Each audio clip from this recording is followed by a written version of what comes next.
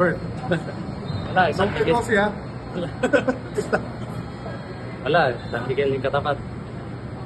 Ang meron tumigay June ma'am. Tumigil namin yung process. Lumaba kami. Hindi pa namin ma-stop si June ma'am. Hindi pa namin ma-stop yung iba. Kaya nahirapan talaga kami. Lumayo, third quarter. Hindi na namin mahapon. Talaga. Basta ka after quick turnaround. Ako, nakasarap ng feeling mag-gold. Tapos katapat champion. Ang hirap. Wala eh, ganun talaga. Dami namin opportunity para mag-twice to beat. Kaya firma game, yung converge game. Masayang yun eh, lalo na sa team namin na kailangan namin yung twice to beat. Hindi kami pwede yung kagaya nila, sila pwede sila. Kaya nila tumalo kahit sino yung sabi. Dapat mga ganun pa lang. Masayang na hindi dapat namin pinapakawalan.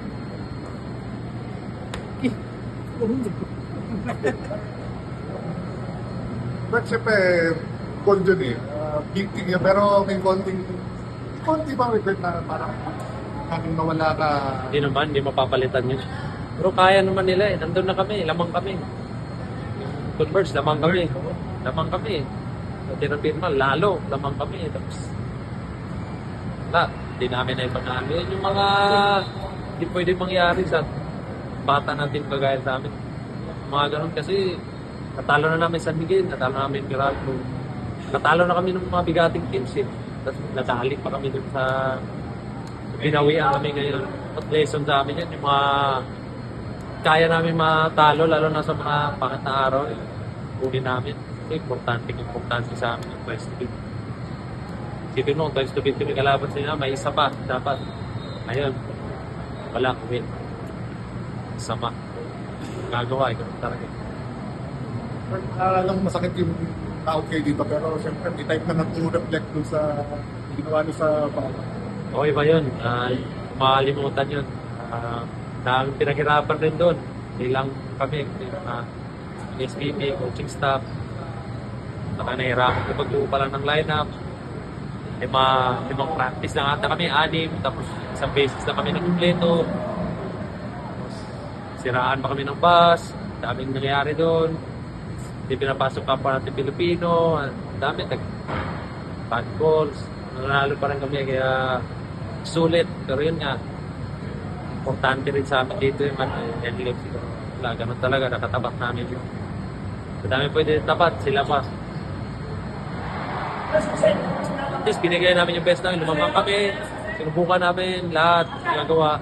Pero wala eh, masyadong talented, saka masyadong may experience.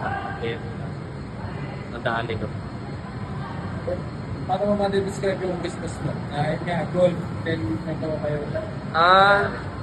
Siyempre, iba yung gold eh. Iba yung gold talaga eh. Sarap sa feeling, hindi mo araw-araw, tinitingnan ko lagi eh.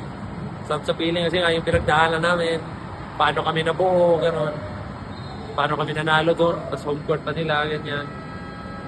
Ang dami pa rin Pilipino sa suporta, kahit nasa labas, nanonood pa rin. So, one of the best experience sa buong buhay ko. Parang hindi mo mapapalitan yun. The other hand, siyempre, trabaho ko dito sa NLEX. Wala, yun nga, dami na yung opportunity. Nag-usapan nga namin yung mga dapat namin, kaya namin talunin. Dapat, doon pa lang, makamatay na kami.